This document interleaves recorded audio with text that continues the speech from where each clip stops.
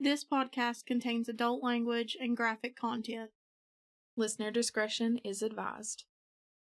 Hey guys, it's Kayla. It's Katie. And you're listening to Murder, Mayhem, and Merlot.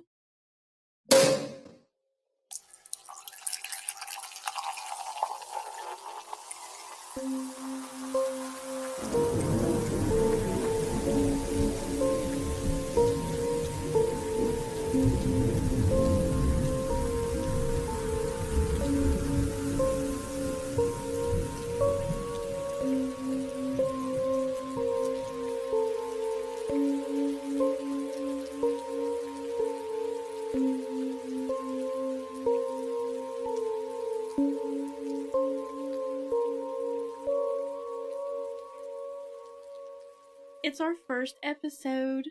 We are so very excited. So excited. Yes. I I can't believe we're finally doing this. doing it. We've probably talked about this for a couple years, I would say. I mean, but seriously talked about it. It's been a couple of months. Yeah. But I mean, we've thrown it around as an idea. Oh yeah, for sure. But we're just committing now. Yeah. To this. Yeah. We usually just sit around, usually with a glass of wine, and talk about true crime. All of our other podcasts that we're listening to. Hey, did you listen to this episode? Did you watch this on Netflix? Did you see this new docuseries that came out? Yes. We have a good time. And then Mikey, my husband, her cousin, was like, why don't y'all just do it yourselves? So we were like, you know what? Let's just do it. I mean, like I said, like we've tossed it around, but we've never actually really considered it as an idea. Hey, we could do this. Yeah. Yeah, we've kind of shocked ourselves a little bit because we weren't talking about it for real, and then we just decided, all of a sudden, we're going to do it. We're going to do this. So we are very excited to have everyone listening.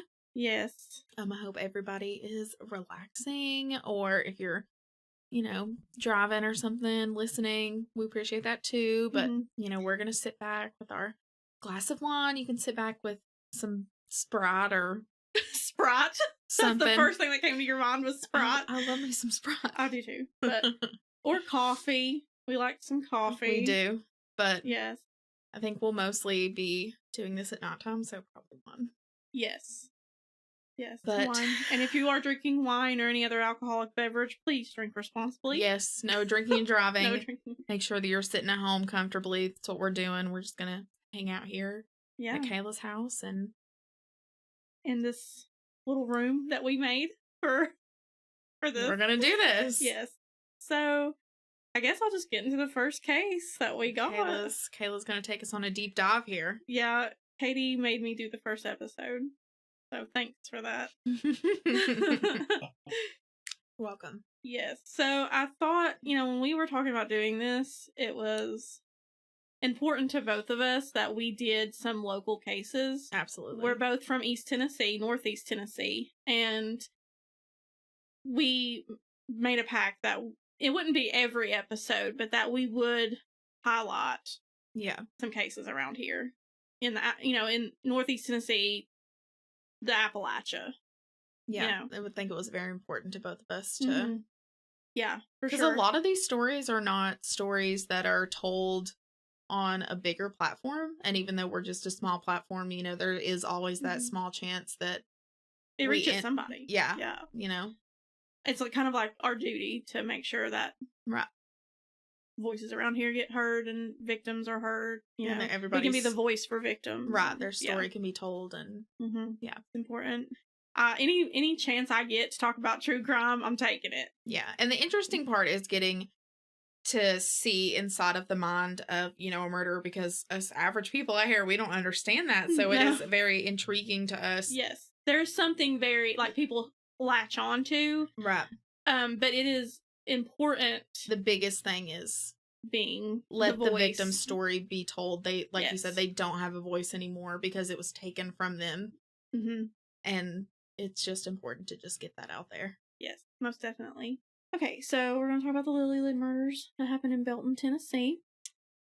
On the evening of April 6, 1997, an independent contractor, Mark Gabby, was on Van Hill Road in Baileyton, Tennessee. He was there to check out a new job site. He was walking along that road when he heard gunshots. He heard 3 gunshots go off, and then what was followed by like 5 or 6 gunshots after that. It startled him, but he didn't really think much about it. Right, like we're in the South or in the mountains, like people are out, especially if you live in a county. Yeah. We just hear gunshots all the time, but people just target shooting and stuff like that. Yeah, like if I was out like that and I heard gunshots, my first thought wouldn't be something like Sinister. It would probably, my first thought would be someone's target practice thing. Or I would worry that someone was hunting and I was near. Right, and you're like, I gotta go. Like, yeah, like, I'm not dressed for this. Like, I got to go. I got to go. So that's what he thought. He, at first he really didn't think much about it. And then he heard what to him sounded like kids on a playground, which was odd considering there wasn't a playground around. That's a little eerie. Yeah. Like laughter? Or just children like screaming and stuff? He just said it was like voices of children on a playground. That's such a weird description. It is. I don't know. That's what probably would throw me off. Oh yeah. Yeah. You hear gunshots and you just hear kids on a playground. I would be like, okay. Well, who's shooting around a playground? Yeah, this is not good. Yeah. So he hears that, and then he hears more gunshots. At the same time that this is happening, a woman named Janet Brown was heading home on Payne Hollow Road at the exact same time that Mark Gabby was at the job site. Okay? So she's heading home. She notices nothing out of the ordinary. This is, same night. She's just driving. Driving. And Van Hill, it basically runs the length of Baileyton. It's a pretty long road. Payne Hollow, merges into Van Hill. Well, not really merges, but it, meets, yeah. They were pretty, close to one another. They were around the same area. They could hear the same gunshots. Right. She was walking inside, and she heard those 3 gunshots that Mark Abbey said that he heard. And she says there was a short pause, and then she heard shots that were followed by a bunch of rapid ones. Little did they know that it was something very sinister happening. And there was a call put in from a house right near these gunshots that reported them. So somebody thought, this is off. Yeah, the police were called. I'm not sure who called. But it was neither, called. Okay. So it wasn't them. It wasn't them. Neither of them called. Yeah. A call was placed. The police officers show up. They see a car sitting on the side of the road. The cop pulls up to the car, and he notices that the tags are gone. And as he's gonna call a wrecker, a tow truck. Right. And when he gets out of his car, he sees 4 bodies laying on the side of the road. Not ready for that. Yeah. These bodies would be Vidar, Delfina, Tabitha, and Peter Lillelid. The Lillelids were from Knoxville, Tennessee, which is about an hour from Baileyton, from Greene County, Tennessee. So they really weren't far from home. They really weren't, and that's so sad. Yeah, once you learn about them and what happened, you're like, dang, you were so close to home. Right. I mean, an hour away. Yeah. So what they soon learn about the Lillelids is that they were devout Jehovah's Witness. On the evening of April 6, 1997, the Lillelids were actually coming home from a Jehovah's Witness conference. Vidar Lillelid was actually a immigrant from Sweden. He moved to the U.S. in 1985, he met Delfina, and they got married in 1989. They had 2 children. They had Tabitha, who was born in 1990, and Peter, who was born in 1995. As they're leaving the conference, their friends asked them if they wanted to go, like, eat, kind of hang out, all of them, after the conference, and they declined. It's what I found in the source material is they declined, number one, because they have 2 young kids. Like, right, I mean, one of them is still a baby. Yeah, like, Tabitha was 6, Peter was 2. Right, they just want to go home. They just want to go home. Yeah, they just want to get their kids. They just want to go home. And apparently they were kind of stretched thin on money. They had bought, like, new attire for this conference, and plus I'm sure the conference costs money and all that. So, right, so they've just put their all into this conference. Yeah, which kind really of further shows, like, that they were very, very devout in their faith. That's how Vidar and Delfina met. Was through Jehovah's Witness. Yeah. So Vidar and Delfina, they load up in the van and they head home from Johnson City to Knoxville, Tennessee, and it's about an hour and 30 minutes. 2 hours if you run into traffic. I mean, it's really Are you gonna obey the speed limit is really the question. Well, I'm not. Me neither. Hour and a half. Hour and 15. So yeah, they were heading home. They were gonna stop and have a picnic with their kids, let them stretch their legs, and that's what they did. They stopped at a rest stop, which was about 30 minutes into their trip. As they're eating, enjoying themselves, 6 young people pull in about the same time. This chance encounter would turn out to be deadly. These 6 young people were Natasha Cornett, Karen Howell, Dean Mullins, Joseph Reisner, Jason Bryant, and Crystal Sturgill.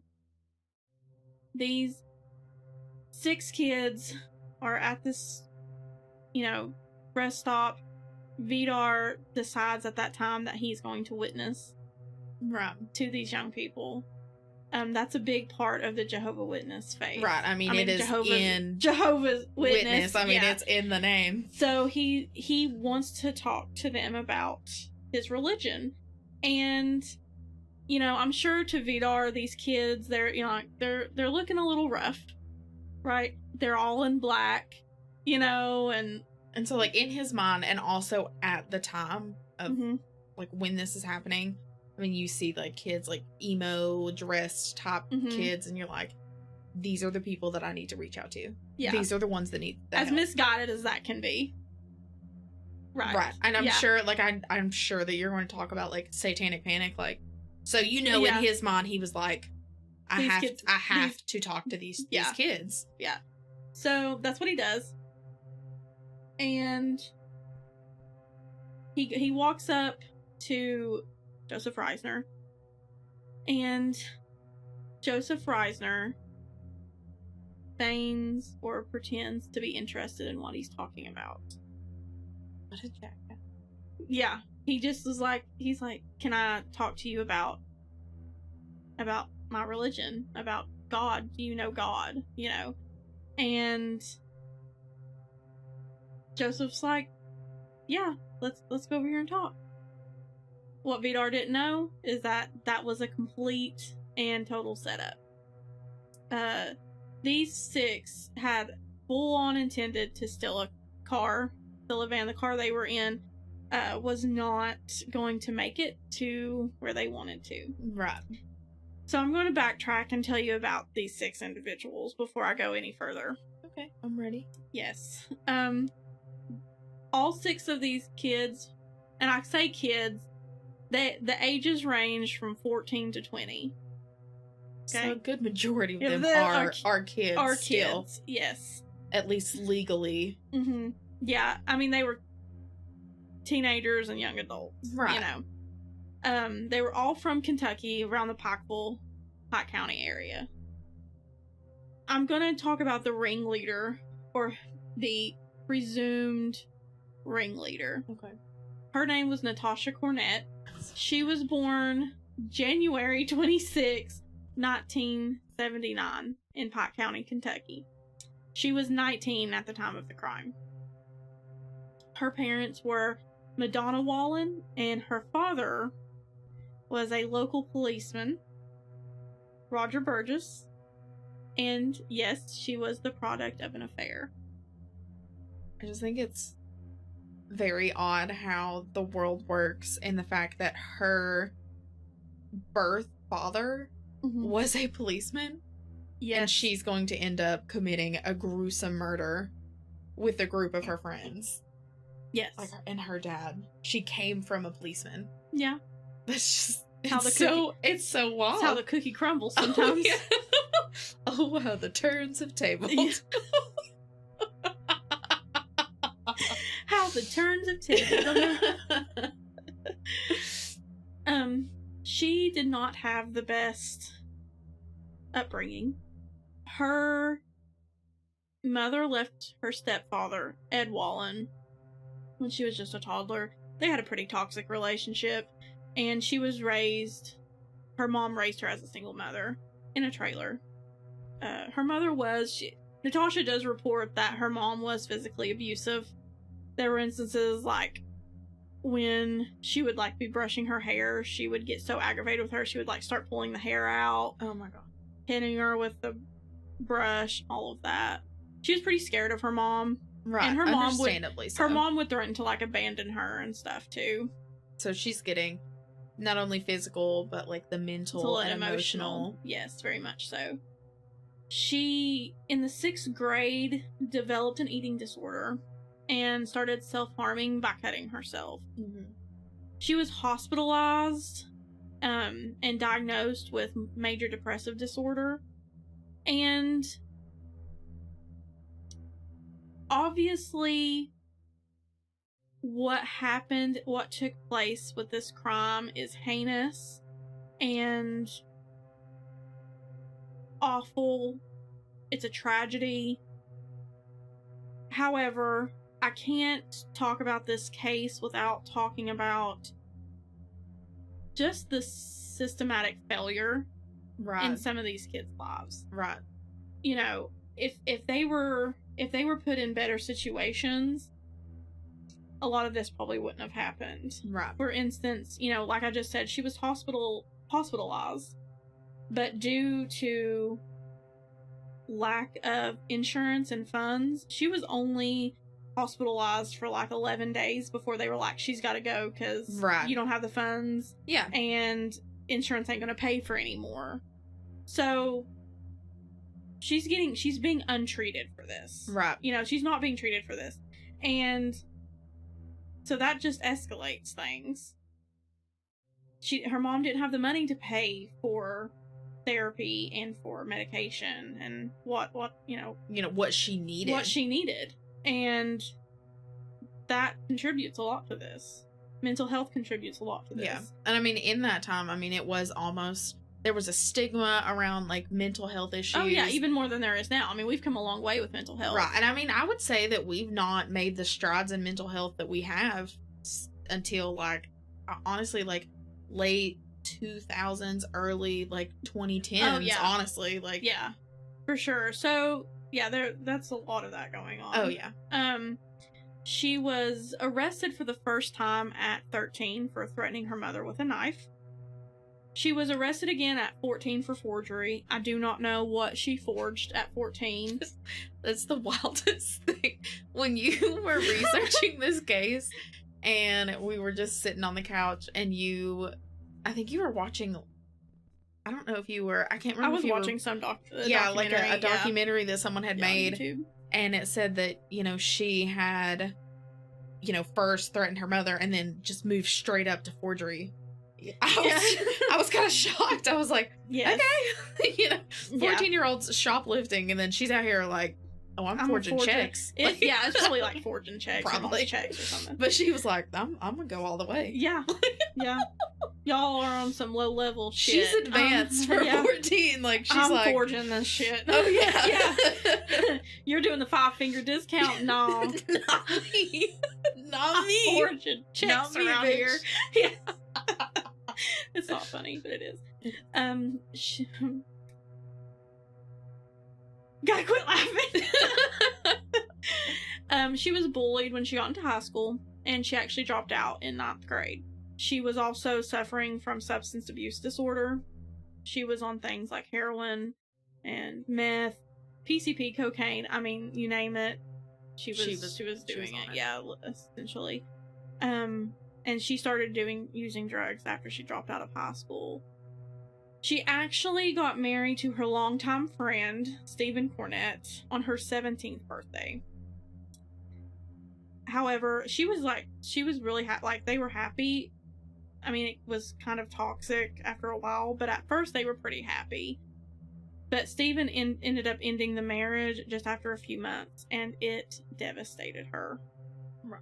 And that kind of escalated her fascination with all things like occult. That was kind of like her tipping point into a really, really dark place in her life, it sounds like. Yes, it was. Because everyone's, we've all gone through that first heartbreak, and that I mean, hers was a marriage. That was right. I mean, it sounds like her first serious relationship that we know of. And heartbreak, she was married. She was married. Yeah, that would be. She was married. She got married on her 17th birthday. So, she was doing the damn thing. She was, yeah. But yeah, so that was kind of like just the tipping point, and she starts getting into a lot of this occult stuff, occultism, and she is reported to be the ringleader of the group. She denies that. However, I will say it became clear that she was at least the one that got this entire group of 6 people together. Right. They know each other through her. And I mean, if all of them end up saying, hey, it was her, and then she's the one person that's like... We'll get into all that. It's not necessarily them blaming her for a lot of this. Okay. Well, especially the crime. Right. Okay. So... The other person would be Karen Howell. I'm in no relation to Karen Howell. she was a Howell, though. Howell's my maiden name. I don't think I have any family from Kentucky or we got to do that 23andMe just to make sure, though. We're gonna do that as soon as we're done. Yeah. Karen Howell was born September 25th, 1979 in Delaware, Ohio.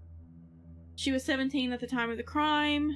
Her family moved to Kentucky when she was just 3 years old, so she lived there for most of her life. She reported to have been sexually abused between the ages of 5 and 10 years old by her paternal uncle and his son. Yeah. You will find that the pattern with these kids is that most of them has had severe trauma. Right. Severe trauma.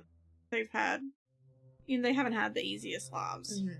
There was a lot of dysfunction in school, drug use, and she had an interest in witchcraft. To the point where, she started using Ouija boards and stuff like that. Right, and, did the automatic writing. I ain't gonna touch no Ouija board. Same, but at the same time, that's kind of... It is like a teenager thing. It is. We all went to a sleepover at some point where one of your little girlfriends bring out a Ouija board. And I was like, no. I'm going home. Yeah. All of a sudden, I'm sick. Yeah. I want my mommy. I mean, I could just imagine my mom, she... I say that, but my mom used a Ouija board when she was a kid, but I grew up in a very religious household, and that would have been a new. My mama would have. But it's not crazy for a teenager. No, to be not at all. Not at all. A Ouija board. Yeah, no. But her mom did not like that at all. She found that she was doing that, and it'll make you angry. I'm ready. Okay. She brought in ministers who attempted to, quote unquote, cast out the demons from her daughter. So they essentially did some backwoods Kentucky version of an exorcism. Some hillbilly exorcism up in here in the mountains. Yeah, and tried to cast out those demons. And she was how old when this happened? So still a teenager. Yeah, she was still she was just in high school. Right. Like, yeah. Mm-hmm. And she would do stuff like try to create love spells and stuff to get boys to date her, and she claimed to see like different spirits and have hallucinations and hear voices and all that. So she dropped out of high school and lived with her dad, where she continued to earn her GED. So there's that too. She met Natasha Cornett at school along with Joseph Reisner. She was also babysitting full-time during this time and saving up for a car. So, you know. She's being kind of productive. Yeah. I'll give young her that. Yeah. At one point in her life, she was being productive, like, for her age. Yes. There was also Dean Mullins. He was born in 1978 in Harold, Kentucky. He was 19 at the time of the murders. That name just sounds like the villain. Dean Mullins? Dean Mullins. Just sounds like a villain in, like, a teenage, like a Nickelodeon TV show. That's very specific. I know. Yeah. Like, you thought about that. I'm the queen of oddly specific descriptions, so I have been told. Y'all are forewarned. By a coworker. Oh. Yeah. Okay. Interesting. So... Shout out to her. He left school in 1996 during his 12th year, like 12th grade. He was so close. And during the time of the crime, he had been working on his GED. Mm-hmm. He had no criminal record. He was actually employed at a grocery store in Pikeville, Kentucky in 1993 and 1994. His family stated that his behavior worsened after becoming involved with Natasha. But he had planned to marry her. So they had something going on. Okay. Yeah. They had a little romance going on. And then there was Joseph Reisner. He, well, you will find, is kind of considered like the co-lead of this situation. Okay. Of this group. He was born October 13th, 1976 in Columbia, Kentucky. He moved to Georgia when he was 3. He moved to Georgia when he was a young child. He was 20 at the time of the murders, and he was the eldest of the group. He was described as a good student with like a good work ethic until the separation of his mother and stepfather. That really affected him emotionally. Him and his mother moved back to Kentucky, where he started using drugs and was drinking. He had what is described, and I don't like how this is described, because, I mean, it really depends on how old the babysitters were, but he was reported to have had, like, sexual relationships with 2 babysitters when he was 12. Now, in my head, like, your babysitters are going to be 16 or older. Right. You know? Ideally. That's how old a babysitter should be. Right. So you're telling me that this boy was sexually assaulted by his exactly. That is not a sexual relationship. He was assaulted by his babysitters. Exactly. When he was 12. He could not consent. And you said multiple? Like 2. 2? Yeah, 2 babysitters. I mean, one's too many, but... Yeah. And you know, in his 12-year-old mind, this is just... He doesn't know any better. He can't consent to any of that. this is... Yeah, I mean, this is just a thing that's happening. Yeah. Mm-hmm. So... And he failed 7th and 8th grade. His grades did improve, or started to improve, when he reached 10th grade, where he met, but that's when he met the other perpetrators, including his girlfriend, Karen Howell. That's who he was dating. So they're all kind of, like, linked up in this group. Yeah. I mean, they all kind of have a boyfriend or girlfriend within the group. Kind of, yeah. Okay. He actually joined the Army in June of 95. But received administrative discharge after testing positive for THC. So, like, in my head, I'm, like, thinking, just because of a little THC. I know, and it does suck because, like, I mean, it is, like, the military, I mean, it's the military, and they have to be that strict, yeah. Right. But, it does suck that he could have had, I mean, his life could have been totally different if he had stayed in the army. If he had stayed in the army, wouldn't have had THC in his system. I mean, he could have, we could have never heard of this guy. Yeah, I know, yeah. He earned his GED in 96 and was actually accepted to the Mayo Regional Technology Center. Wow. Yeah. The other kid, and he is the kid because he was 14 and he was the youngest of the group. He was born, his name was Jason Bryant, and he was born July 18th in 1982 in Hellier, Kentucky. He was said to have had the IQ of like 85 and the emotional and social skills of an 11-year-old. He had a history of substance abuse as early as 3. So that honestly probably is what led to like him being mentally handicapped in some sort of way. Yeah. Yes. In 8th grade, he was in 8th grade at Miller High School in Pike County. He met Natasha Cornett a month before the murders. Crystal Sturgill was our last person in this group. She was born March 13th in 1979 in Harold, Kentucky. She was 18 at the time of the murders. She was a senior and also attended Floyd County Technical School. She was described as a slightly above average student. Her academic performance started to decline due to drugs and alcohol. She performed well on standardized tests, though. She scored a 28 on her ACT, which is better than I did. That's a good score. She could have had a really great future ahead of her. She applied to several colleges. People often commented on the emotional neglect she suffered at home, though. And December of 96, she accused her stepfather of repeated sexual abuse. Yeah. And the thing that really just like angers me when I think about this is she lived approximately like 13 different places during like from the time she made the allegations to December. She was living like her only option at the time really was to live with Natasha, and had it not been for that, had her because her family did not believe her did not believe her about her like sexual abuse. They didn't believe her. Right. So that's why she wasn't allowed to stay there. Had she been believed, she wouldn't have, had to live with Natasha. Right. So, she had no history of violence, nor had a criminal record. These kids had a lot of trauma. They had a lot of shared experiences, and they trauma bonded.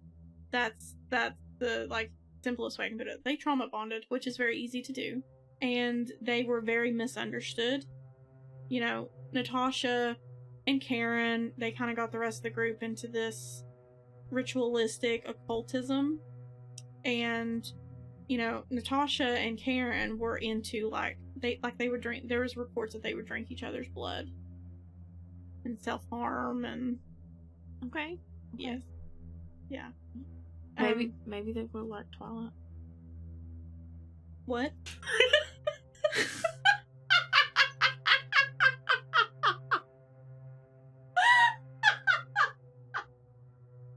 What did you just say to me? I said maybe they would have liked Twilight.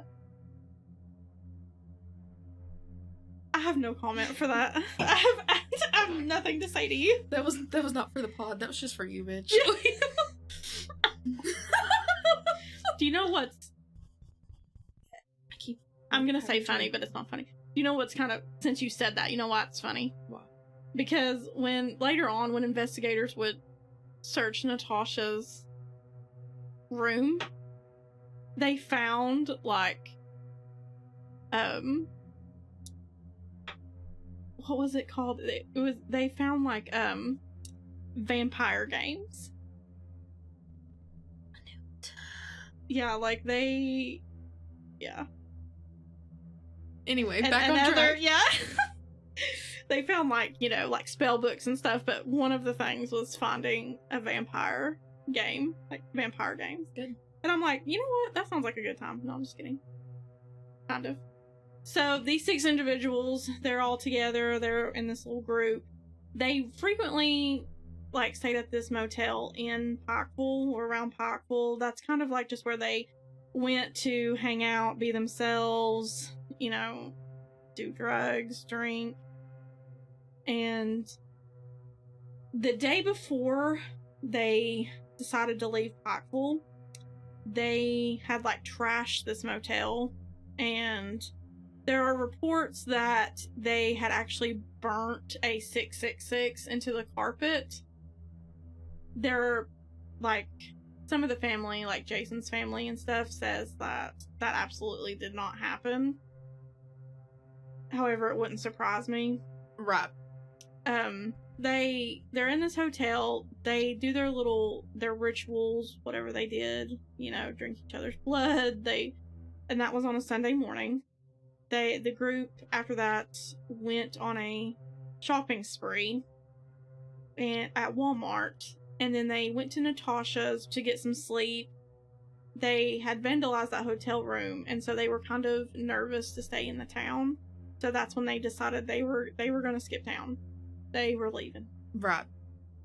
Now, I've read that they were headed to New Orleans. They felt like they could be themselves in New Orleans. That's not where they went, but that's what is reported that they were originally going to do. They, was it because, like, New Orleans has always been, like, a party town, or they thought they could just go down there and just fit in somewhere? Fit in. Yeah. Yes. So they decided that they were going to take Joseph Risner's car. This car was not going to make it to where they wanted to go.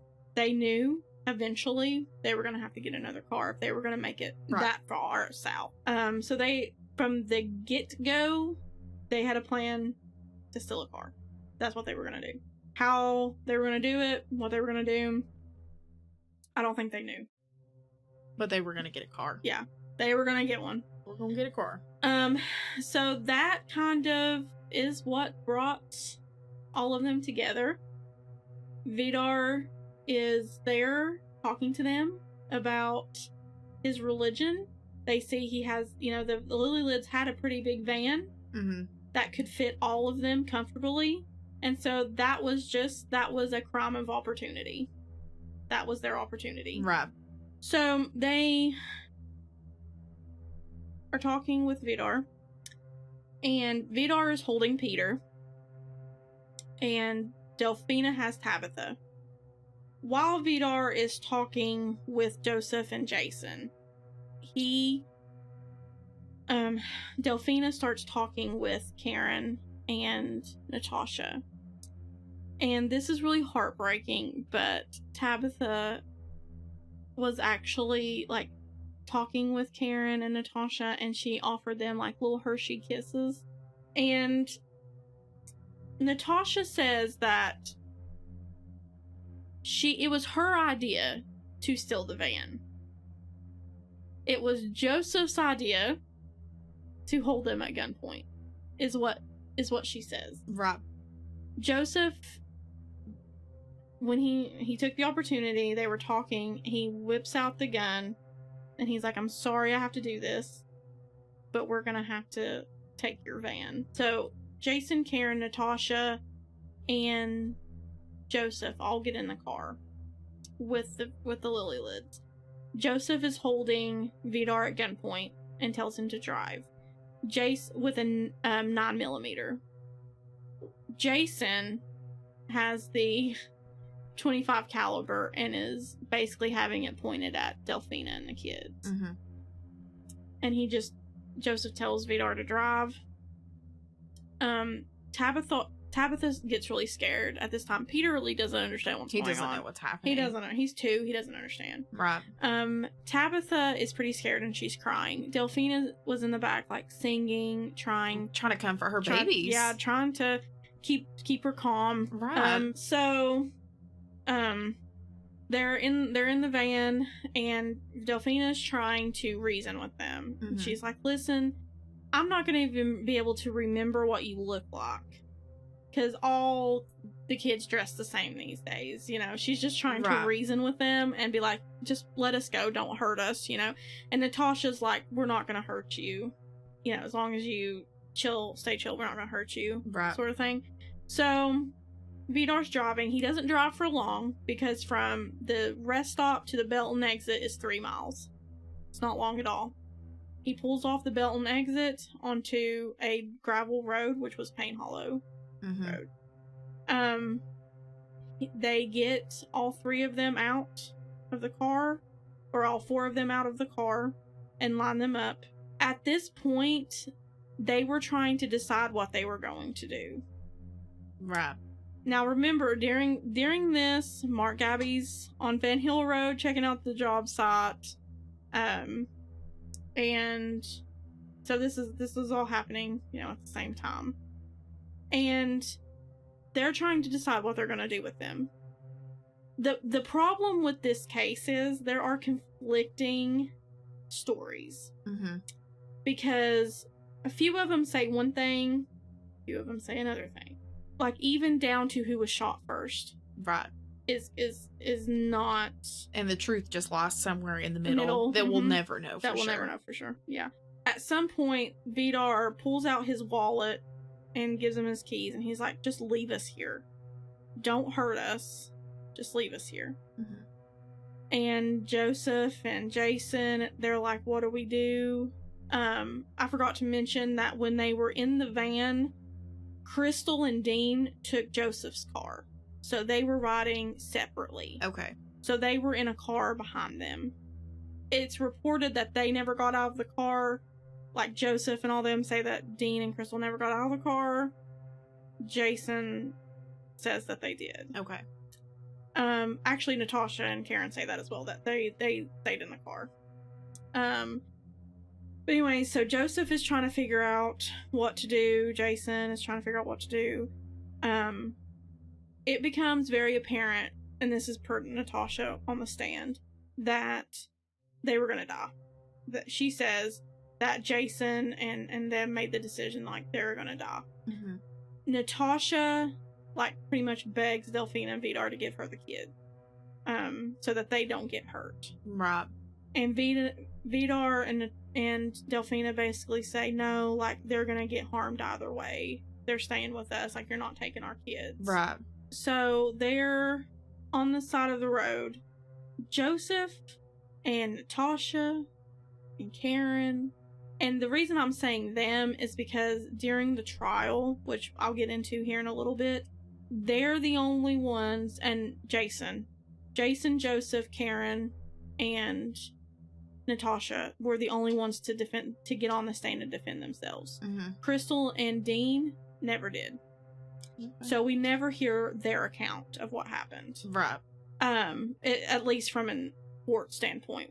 They never get on the stand and tell their side. So according to these 4, well, according to Natasha and Karen and Joseph, Jason shoots Vidar first. Okay, so there are a lot of discrepancies about what happened after they get on this road. I mean, there's discrepancies down to which gun was used first. There was 2 guns. There was a 9mm and a 25 caliber gun, handgun. It's also like, they don't know.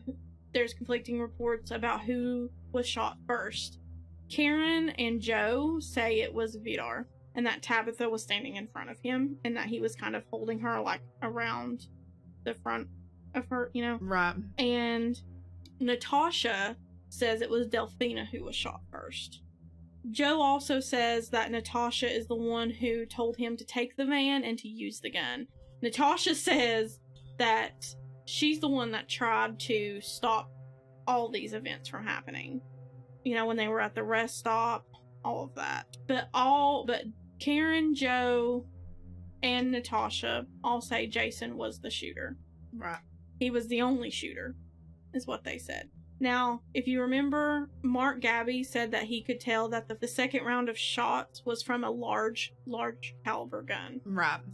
So, how they describe it is that Jason shoots Vidar in the eye, in the right eye, with the 9mm. Right. He shoots all of them in the head. And then he grabs the other gun from the floorboard of the van and continues to shoot them. Mm-hmm. Jason says that it was Joseph and Dean who were the shooters. Okay. And he also says that one of them also shot him in the hand. I don't know of any report of that. Like, that's just what he said on the stand. So one of the Lillelids shot him in the hand? No, that... Like, one of the other kids, like, in the group, like, shot him. Did he have to get him to take the fall for the shooting. Did he have a gunshot wound to his hand? I don't think so. I don't know. How did he think he was going to get by with this? I got shot in the hand with a ghost gun. Yeah. Pew pew. Yeah, I don't know. So there were two guns involved, two, different. Like I said, 3 of them say Jason was the only shooter. Right. Then Jason says, no, it was Joseph and Dean who were the shooters. Me? A shooter? No. They said Vidar was shot. Delfina was shot. Now, who was shot first is...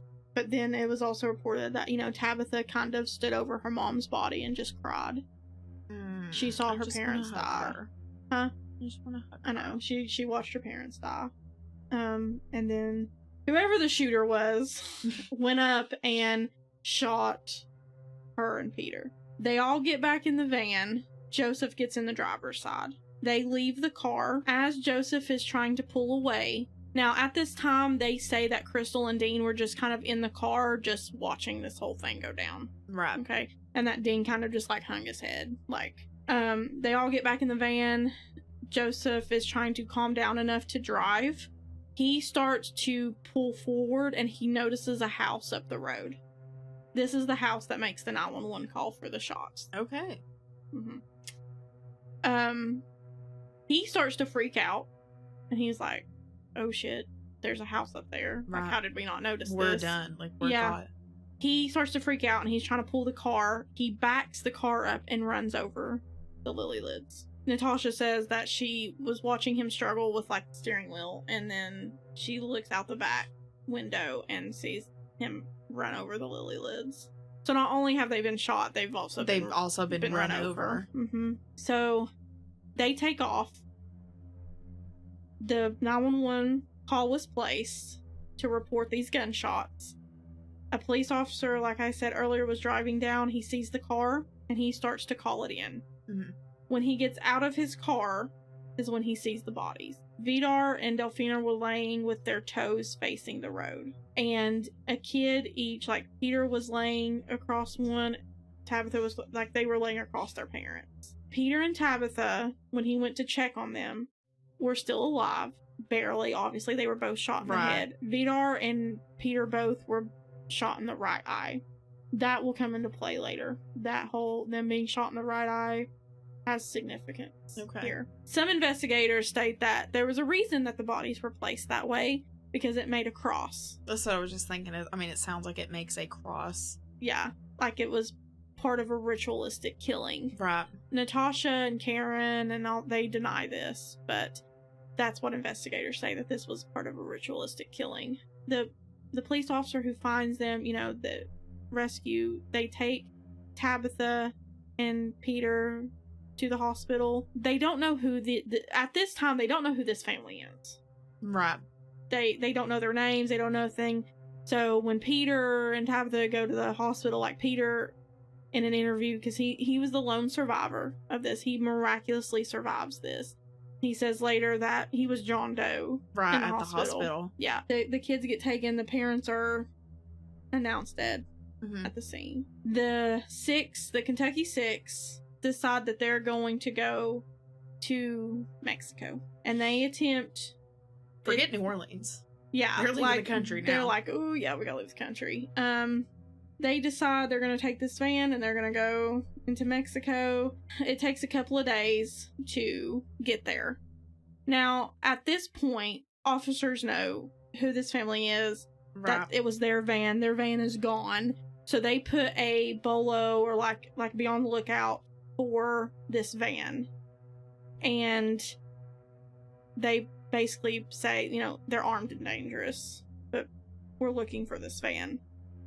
And they get to the Mexico border in Arizona, and they're turned away because obviously they do not have... Right, they do not have the identification. They think they can just drive right on through, and they're good to go. To get through the border. Yeah. And they're turned away, and, they run their plates and realize, ooh, this isn't good. We're supposed to be looking for you. Yeah, we're looking for you. So they all get arrested, and they are arrested at the Mexico border in Arizona in the Lillelid's van.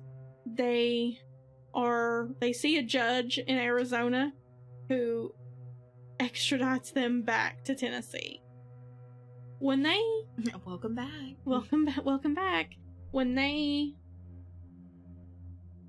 searched the van, they found, like, really lewd pictures of this group. I mean, there was, like, a photo album laying on top of Tabitha's doll.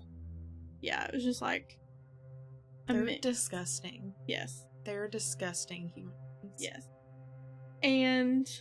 let me tell you that the adults of the group, which was Crystal, Joseph, Dean, and Natasha, they're extradited back to Tennessee. Mm-hmm. So the two minors, which was Karen and Jason, their attorneys, they tried to fight extradition so they were not brought back with the adults. The judge was like, no. Right. No, you're going. You're going. You did a big kid crime. Yeah. You can handle it like a big kid. The reason they didn't want to do that is because by the time that they are caught and arrested, all of East Tennessee knows about this crime. Oh, yeah. All of Belton and Greene County know about this crime. There was a shockwave throughout the town. I don't think, unless you've been to Belton, you don't understand how small this town is. Right. In 1997, there was roughly 321 people. That was the population. 321 people. Okay. So there was a mob waiting for these people when they came back into town. They, the town absolutely, as they should have, wanted to see justice be served. Oh yeah. And they were at the jail waiting for them to come up. So because of Jason and Karen trying to fight extradition, they did miss the mob. They didn't miss the reporters. They had to face the reporters. Right. And reporters came from all over. I mean, there were even reporters that came from Vidar's home country in Sweden who came for this arraignment. Because I'm sure, like, he has family over there still. Yeah, he does. Yeah. So, yeah, they absolutely... Yeah. They came from all over. They were like, it's game on. Yeah, they came from all over for this. For the town and for, Tennessee, really, just as a whole, for them, it was basically, in a lot of their minds, this was a fight between good and evil. And good had to win. Absolutely. Good had to win. It was because the kid, a lot of it had to do with the fact that these young adults were into occultism that did not help. You were in the Bible Belt. You were in the buckle of the Bible Belt. That left a bad taste in a lot of people's mouths. Oh yeah. It did.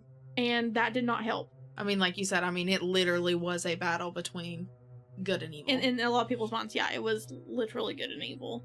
The devil versus God in their eyes. Yeah, for sure. So before Jason and Karen got there, the older defendants were arraigned on first-degree murder.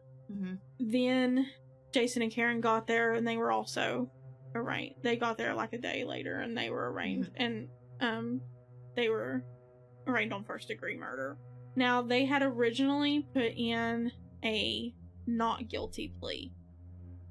Eric Hahn was the attorney that was hired to represent Natasha Cornett. He ended up being really controversial for her defense. the way he went about Natasha's defense was unconventional, to say the least. Especially in the way he spoke about Natasha. It just wasn't what you would normally see with an attorney. He was going for, I don't know if he was like going for a shock factor or what, but he openly talked about Natasha and the group and about their rituals, drinking each other's blood, to reporters. He openly talked about this. And the other attorneys, like for the other defendants, were like, what are you doing? Yeah, like, I mean, you would think that he would take a standpoint of, well, let me try to make my, make her sound like she's good, she's a good person, she's done all these great things, but, I mean, also I can kind of see where, like, he's coming from, though, just, to kind of play devil's advocate. Like, if he... No pun intended. No pun intended.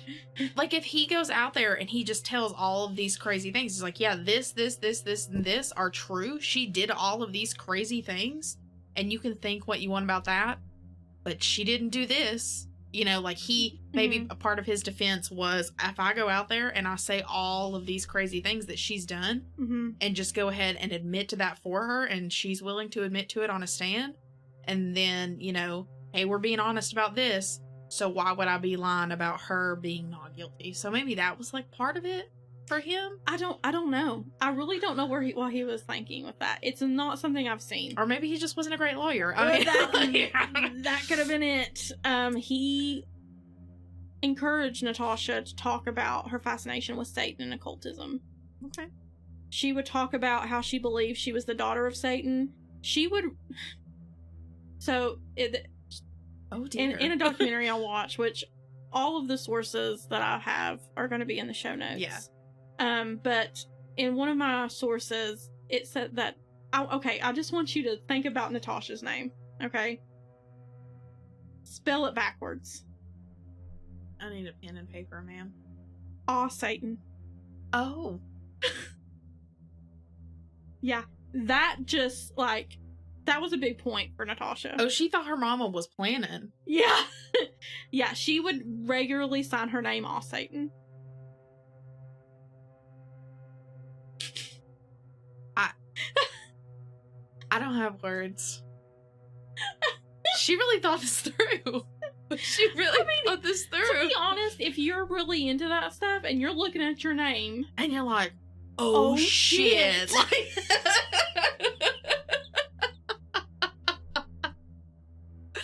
Like, wow, from day one, I was destined. From day one. Yeah.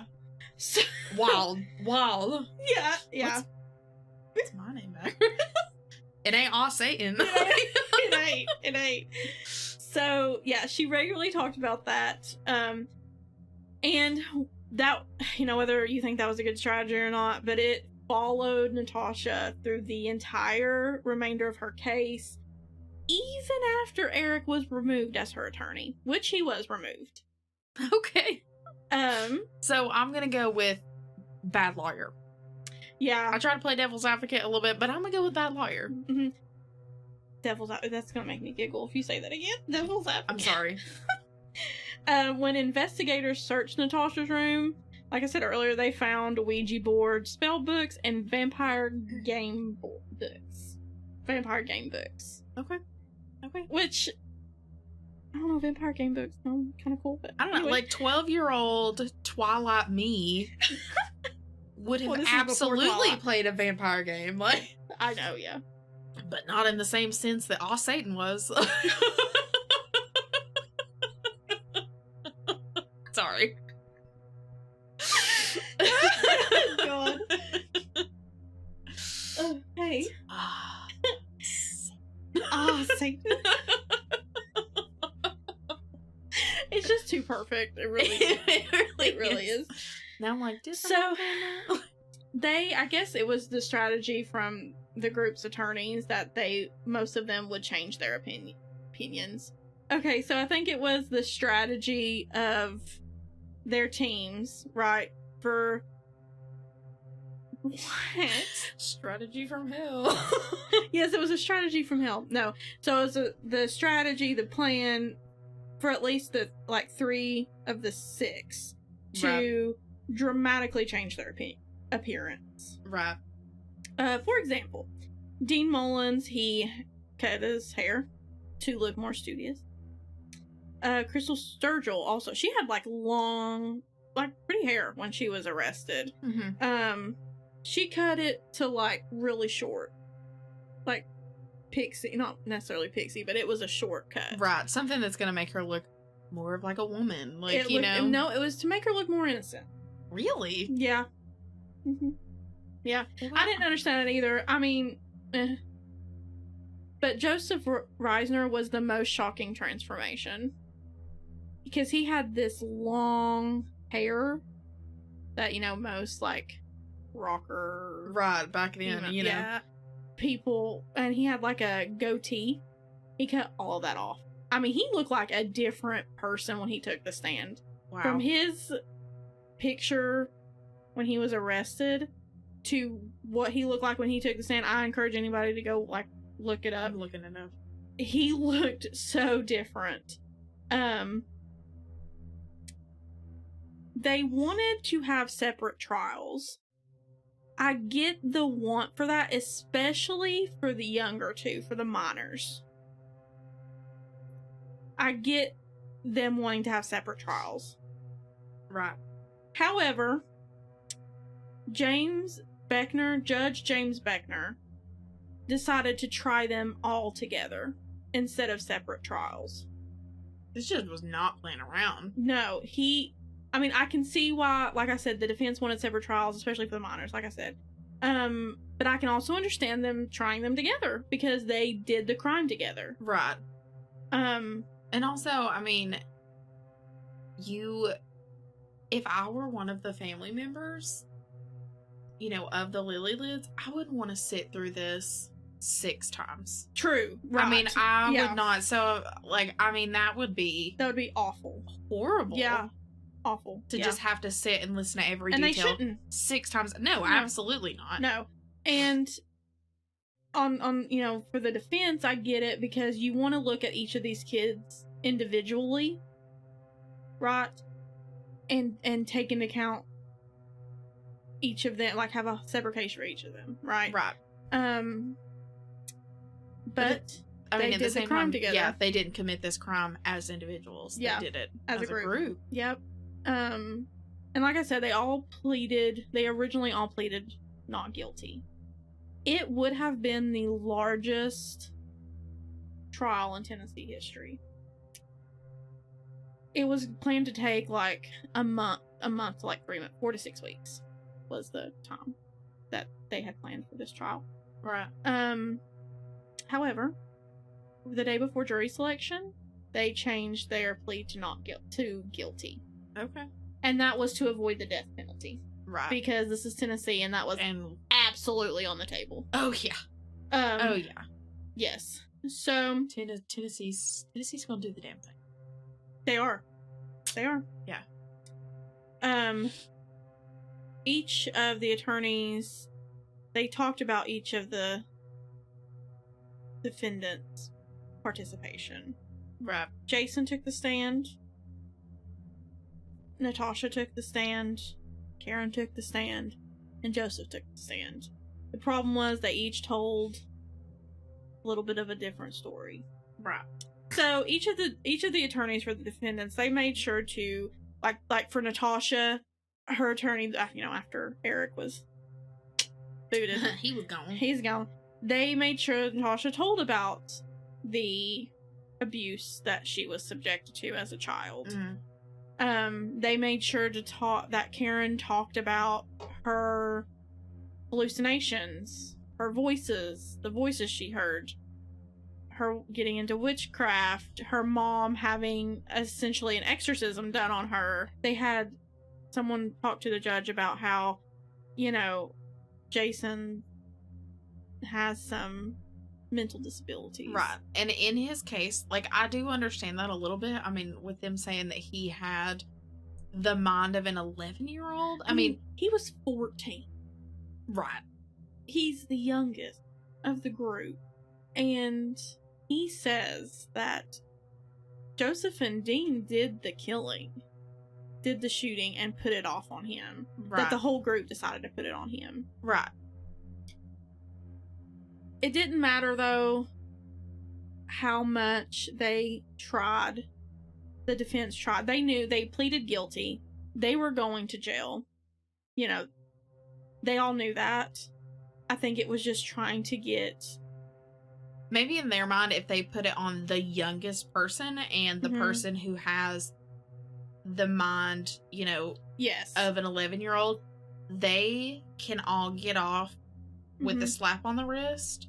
And where he is 14 years old and, you know, has these mental handicaps, that he won't get, you know, punished as hard by the law because of his age and how, you know, he was, you know, slow and things of that nature. So they probably thought he's a great scapegoat because we can all get off virtually scotch-free, and I mean, that could have been, get punished that definitely hard. could have been the thought process with that. I don't know. Like or I said, it's just he's the easiest target. Yeah. I Because don't know. They don't seem like the kind of kids who put a lot of thought into things to me. Yeah, no. So. Now, like I said, it didn't matter what they said, really, though. Like, they pleaded their case. They pleaded, you know, that these kids were not brought up in the best situations, a lot of them. But the judge, for each of them, gave them the strictest punishment he could, which was life without the possibility of parole. For all of them? For each of them, yes. Even Jason. Yes. Wow. And even Dean and Crystal, they thought Dean and Crystal had the best chance of getting the lesser sentences, considering they were not in the van. Right. That they were in the car. But the judge told them that they had plenty of opportunity to get stop help. It. Yeah. I mean, if anything, they had the best opportunity because they were in a separate car. Yeah, I mean, they could have just driven off and went to that house that it ultimately ended up being the house that called 911 and said, hey. Or just driven to a police station. You know, yeah, this is happening. Yeah. Like, each of them, he said, you know, you may have not pulled the trigger, but you didn't do anything to stop it or to help them after it was right. You didn't do anything to help, especially the kid. Like, you did nothing. Yeah. With both of the kids laying there, barely alive, but still alive. Yeah. You did nothing. Now, it was, you know, Joseph who Vidar was witnessing to that day, and Jason. It was who pulled the gun? Joseph. Mm-hmm. Agreed. He forced them into the van. But he was the only one to apologize to the family.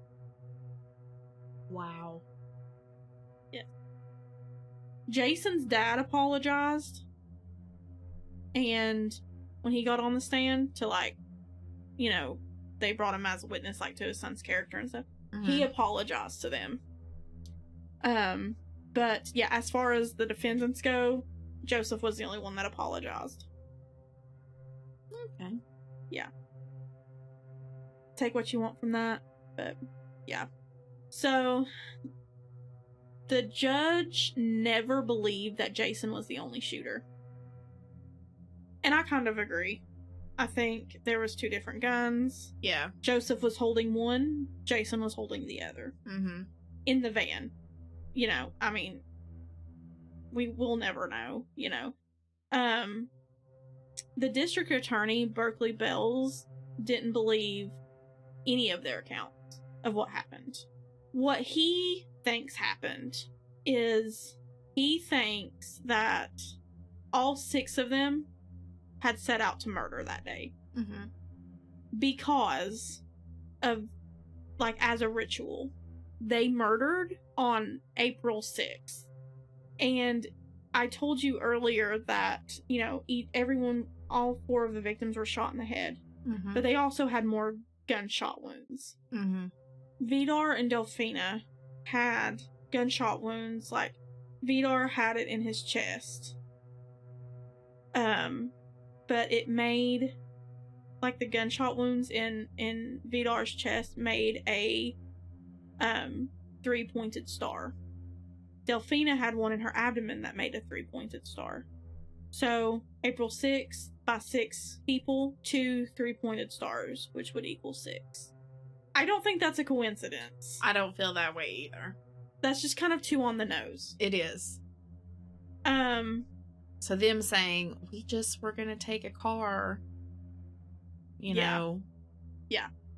Also, like I said earlier, and then I told you that this was going to be kind of significant. Peter and Vidar, they were both shot in the right eye. Apparently that holds a significance in occultism. The right eye. Okay. When they were arrested, most of them had a possession of the Lillelids. They had Tabitha's Hello Kitty locket. They had a picture of Tabitha. They had Vidar and Delfina's social security cards. They kind of believed that holding possessions of the dead, like, gave them special powers. Right. Now, Natasha and Karen both deny this. That this was not it at all. But I kind of get where they're coming from. And then they were kind of laid out as crosses, like... Yeah, I mean, it all feels very ritualistic. It does feel very ritualistic. Like, you shot the stars in them. It was, like you said, 6 people did it on April 6th. Then the 2 3-pointed stars. The significance of the right eye. Yeah. You know... Now, Peter did survive.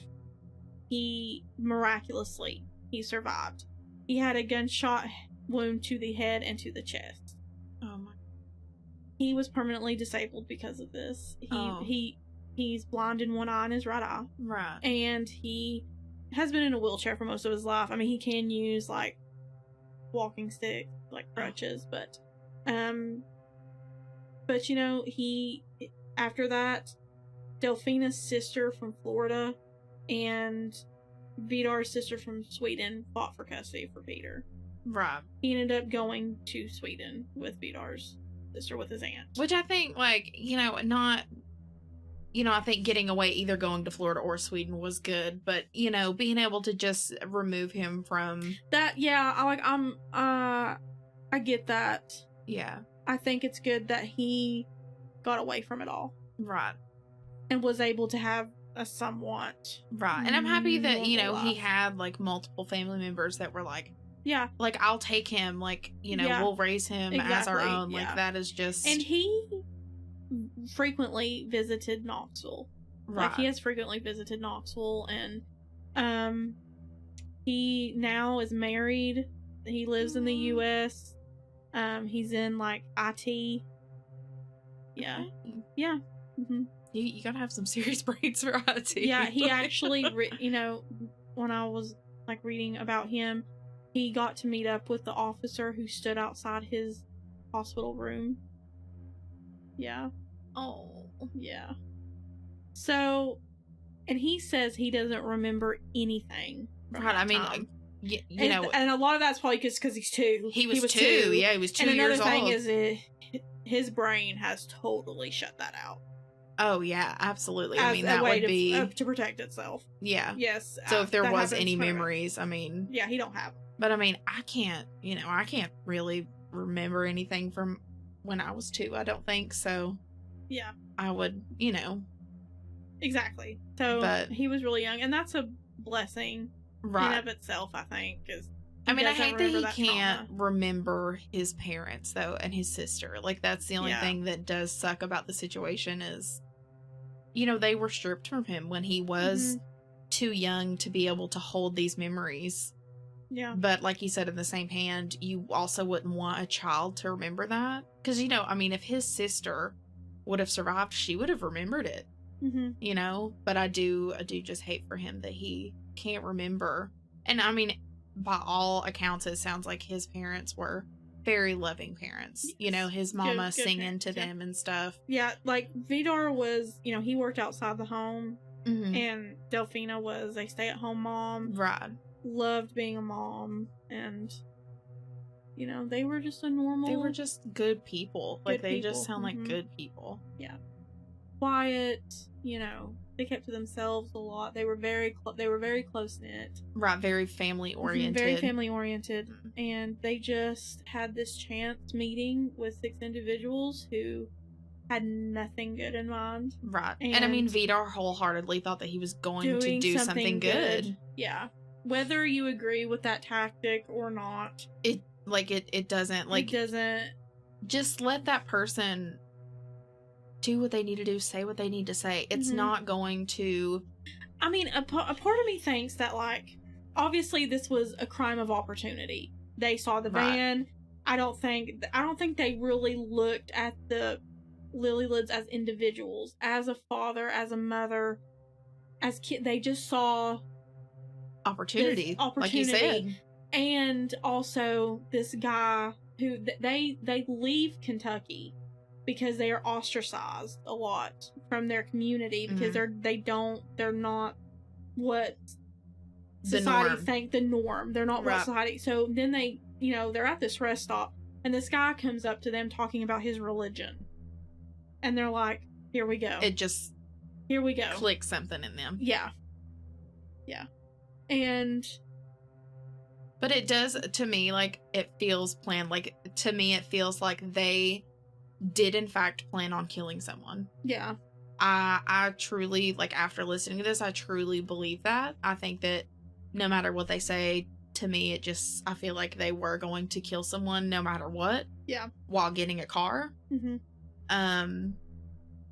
Because it was very ritualistic, whether they admit to it or not, by everything that, you know, hearing today, like, it does sound like there was some kind of ritual in their mind, whatever that may be. I mean, they regularly. Yeah, so I wholeheartedly believe that they were going to kill someone. And I don't think that it was any specific person in their mind. I think that they just wanted to kill somebody or kill multiple people, which they did. And unfortunately, the Lillelids just happened to be... Wrong place, wrong time. Yeah. Yep. So, yep, that's the Lillelid murders. Well. Yeah. Happened right up the road from us, really. Yeah. I mean, I pass by that rest stop all the time. Right. I drive on Ben Hill Road. Do they have, like, something, like, anything memorialized or anything? I think that, like, they have... When the day the murders rolls around, they'll have like a little memorial service and stuff. And there's like, I think there's like a cross and what you would see on the side of the road, like for car crash victims and stuff. You'll see that, but yeah, it's wild to think that I've like driven past this all. You know, I drive past this all the time, and it's just blows my mind. Yeah. Yeah. Because you don't think from us coming from, you know, these, which that's a significantly smaller town population than where I'm from. Or even I'm from Kingsport. And I'm from Churchill. So, I mean, we've got but, you know, it is crazy. And I've heard my dad talk about this case before, which I wasn't alive. I wasn't. I mean, I was. But I don't really remember it being talked about. What I remember, I can remember my dad, like, sometimes driving to like my pap and granny's house, because we talked about, I mean, my dad was a true crime fan too, Same. And I remember him mentioning it a couple of times, like we would pass the rest stop. Same with my dad. Like we'd pass the rest stop and Dad would be like, you know, there was a family that was murdered that was taken and murdered. I've heard my dad right up from your grandparents' house, like that's what he would. I've heard my dad mention it in passing, but I've never really like looked into it, you know, or seen anyone really go into it. It's real sad. It is. It's really sad, and it was totally unnecessary.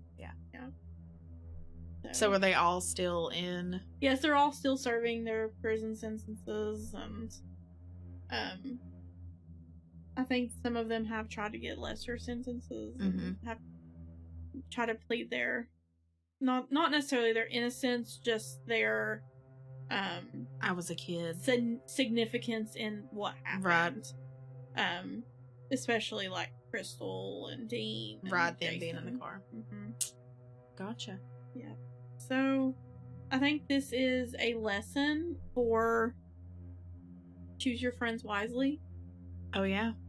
And for all of you listening from around here, I'm sure you've heard your grandparents say it, or maybe your parents. But this is a prime example of you stir in shit, you get the smell on you. Yeah, you sure do. Yeah. I think it also is a glaring just representation of what lack of mental health, systemic failure, and just lack of mental health can do to, like, it is a just catastrophic, like. And I will say too, the pain of this crime did not just end when all of them went to jail. Right. Just the ripple effect of this crime, like, it didn't end when they went to jail. Jason Bryant's father committed suicide. Not too long after his son's sentencing. He was found hanging from a tree. Oh my God.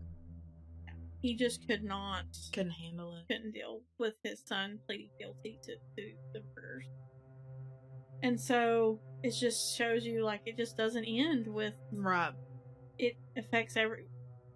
Once there's justice served, in any case, the gray cloud over the families and the friends and the community, it's there. Lingers, yeah. All the time. Yeah, like, that community needed justice, that family needed justice. Yeah. Absolutely. And they got it, but that doesn't mean that the pain ended. Yeah. And that doesn't mean that they didn't feel that and that the families still, on both sides still don't feel, you know. So yeah, that was the Lillelid case, and your case is next. Mine is next. You are going to hit us with a doozy. I'm going to hit us with a big one. Yeah, I mean, it just blows my mind that we didn't hear about this sooner. Right, I'm very excited. Yeah. But for now, we just want to thank you guys for listening, and just bear with us. This is our first episode. Yeah. Just bear with us. We're going to get better the more episodes that we do. So thank you for all of the support.